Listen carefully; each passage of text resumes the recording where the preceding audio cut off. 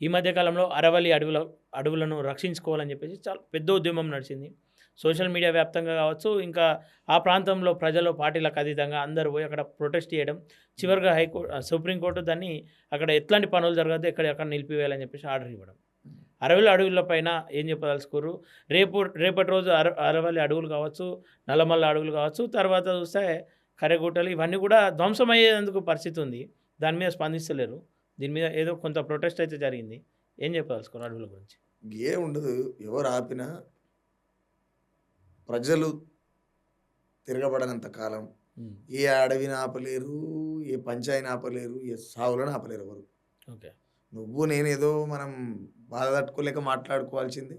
కొన్ని అడిగితే నేను చెప్పాల్సిందే తప్ప ఎంతకాలం ఆపుతారు దాన్ని?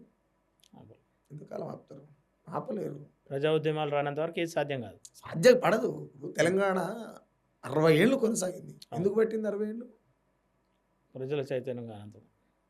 ఎవరి జెండా ఆనికే ఉన్నది. నీ జెండేదిడా? దాన్ని ఆపాలనుకునేట ఆయనకు సొంత జెండా ఉందా? ఆయనకి జెండా లేదు, ఏ జెండా లేదు. ఎవడు పిలుస్తాను ఎప్పుడు పోతాడు? వాడెట్ట ఉద్యమకారుడు అవుతాడు? నిలబడ్డాడు కదా మనిషి.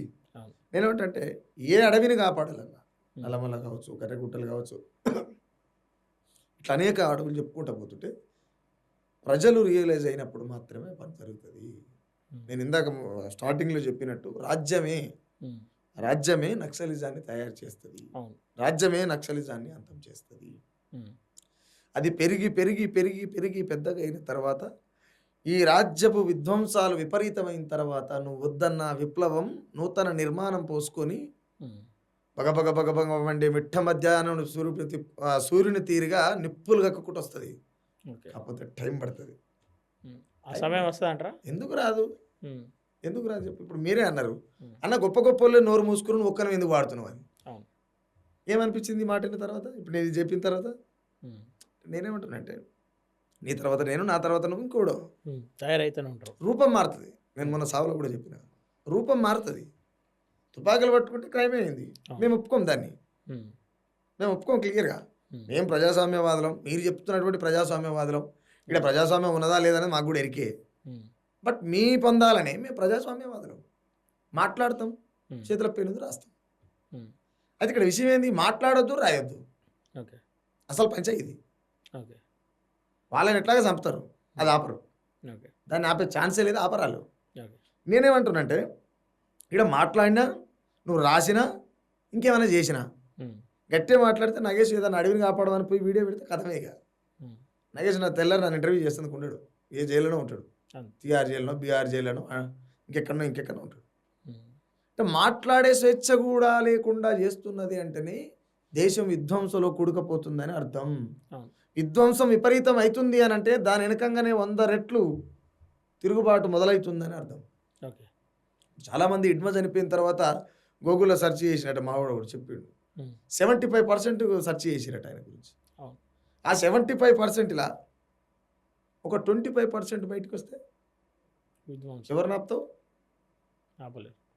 భారత బలగాల సంఖ్య ఎంత? దేశంలో ఉన్న జనాభా సంఖ్య ఎంత? అల్లకెళ్ళి 25% వస్తే బలగాలని ఏం చేయాలి? ప్రభుత్వాలు ఏం చేయాలి? టైం పడుతుంది భయ్, అంతే. అంటే మన ఆలోచన సుదీర్ఘమైనటువంటి దారులు వేసేటట్టు ఉంటే జవాబు దొరుకుతుంది. అట్లాంటి మార్పు రావాలని కోరుకుంటా ఉన్నారా? ఖచ్చితంగా రావాల్సిందే. నీ బువ్వ నువ్వు తినడంలా మార్పు కోరుకోకపోతే ఎట్లా? ఇది నేను ఇప్పుడు తుపాకీ పట్టుకోమంటలేను, అడిగిలో పోమంటలేను, నువ్వు మంటలు పెట్టు, లేకపోతే ఇంకోటి బస్సులు తలగబెట్టు, నువ్వు పెట్రోల్ పోసుకొని చెప్తలేను కదా. నేనేమంటున్నంటే సగటు మనిషి తన తిండి మీద తనకు స్వేచ్ఛ ఉండాలి. సగటు మనిషికి తన తిండి మీద తనకు స్వేచ్ఛ ఉండాలి.